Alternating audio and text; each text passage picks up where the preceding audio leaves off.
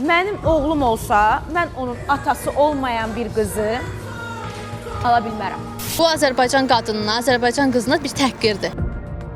Bu o demək deyil ki, bu atasızdır, tərbiyəsizdir. Bəlkə də onun tərbiyəsi o atalıdan daha da yaxşıdır. O xanımı efirdə görəndə onun danışıq səviyyəsinə biz çox əsəb keçirdirik.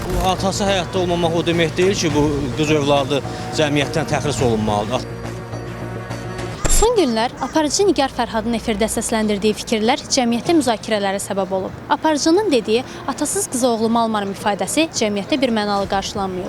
Bəs görəsən vəzifəsi maarifləndirmək, məlumatlandırmaq və ictimai rəyi düzgün istiqamətləndirmək olan jurnalistlərin səsləndirdikləri bu kimi fikirlərə cəmiyyətin münasibət necədir? Peşəkar aparıcı necə olmalıdır? Heç doğru deyil təbii ki. Yəni bizim şəhidlərimiz də var. Deməli onların qızları evlənməyə layiq deyil, atası yoxdur deyə.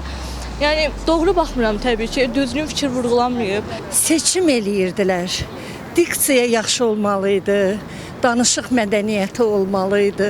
Yəni Azərbaycan dilinə yabancı dillər olmamalıydı. Bir də əsas da etika. İndi mən Azərbaycan verilişlərinə baxmıram. Etika deyilən şey yoxdur. Ağızlarına gələnləri göstərirlər, tərbiyəsiz adamları göstərirlər. O efir olmadı ki. Hər bir uşağın atası var da. İndi biri ölübdür, birinə nəsə olubdur. Bu o demək deyil ki, bu atasızdır, tərbiyəsizdir. Bəlkə də onun tərbiyəsi o atalıdan daha da yaxşıdır. Bu Azərbaycan qadınına, Azərbaycan qızına bir təhqirdir. Yəni sən onu vurğulamaq istəyirsən ki, arxanda kişi yoxdur, atasız bir qıza vurğulamaq istəyirsən ki, sən arxanda kişi yoxdur və sənin anan bir qadın olaraq səni yetişdirə bilməyib ki, bu özü də anadır, özünün də qızı ola bilərdi və özünün qızının da atası olmaya bilərdi. Həmin şey ona desəydilər, onun da xoşuna gəlməyə bilərdi. Həmçinin şəhid ailələrinin də qızları atasızdılar. Yəni bunu tam olaraq qadınlara və qızlara təhqir olaraq görürəm. Biabırçılıqdır yəni həqiqət. Efir mədəniyyətində anasız, atasız söhbəti ola bilməz. Çünki biz xalqın evladıyıq. Hamısı xalqın evladıdır. Xalq onlara atadır, anadır. O tutduğu yoldan asılıdır. Atasızı almaram. Gedərsən analı, atalılığını alarsan, gələr elə çıxar ki, onu atasız axtararsan, anasız axtar. O söz düzgün deyil.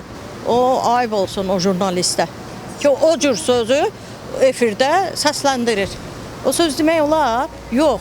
O özü daxı aparıcıdır. O jurnalistdir. O xalqın fikrini, analı, atasız, bunların qayğısına qalmalılardan biri olmalıdır. Mənim indi qızım rəhmətə gedib 34 yaşında. Onun 2 dənə uşağı qalıb, anasızdılar. Deməli sabah heç kəs bunlara yaxın durmasın ki, bu anasızdır, ya atasızdır. Şəhid övladları var, atasız böyüyürlər. Onda onların heç kim ailə qurmasın. Ümumiyyətlə o insanı televiziyaya buraxmaq doğru deyil, düzgün deyil. Ona qarşı fikrim bu qədərdir. Əvvəllər var idi. Televiziyada senzura vardı, senzuradan keçirdilər. Yəni ora çıxan həm aparıcılar, həm də ki, yəni təhsil olmalıdır, həm də ki, televiziya senzurası olmalıdır. Yəni o senzuradan keçəndən sonra buraxılmalıdırlar, efirə buraxılmalıdır. Onu mən hansısa bir proqramda ekspert kimi görmüşdüm. İndi o jurnalist eləyir. Yəni bu bilmirəm, yəni nə dərəcədə doğrudur. Mən özüm də 2 qız uşağı böyüdürəm, atasız. Rəhmətə gedib atası. Nə deməkdir bu? Şəxsən mənim özümə də təhqirdir. Hamımız bir insanı vaxtda fikri elə yürüdüysə mənə elə gəlir ki, o mövqe düz mövqe deyil. O fikirlə mən də razı olmadım. Heç düzgün fikir deyil o.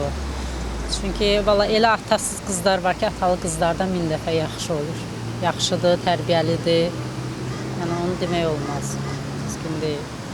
Efir mədəniyyəti mən bir Azərbaycanlı olaraq, bir milliyyətçi olaraq, bir Qarabağlı olaraq, yəni efirimizə, yəni hədsiz, necə deyirlər, efirə çıxırlası məqamlarımız çoxdur. 300 il ərzində itirilən torpaqlarımız indi qaytarılır. Şah İsmayıl Xətainin dövründən Azərbaycan heç vaxt geri verilən torpaqlar geri qaytarılmadı.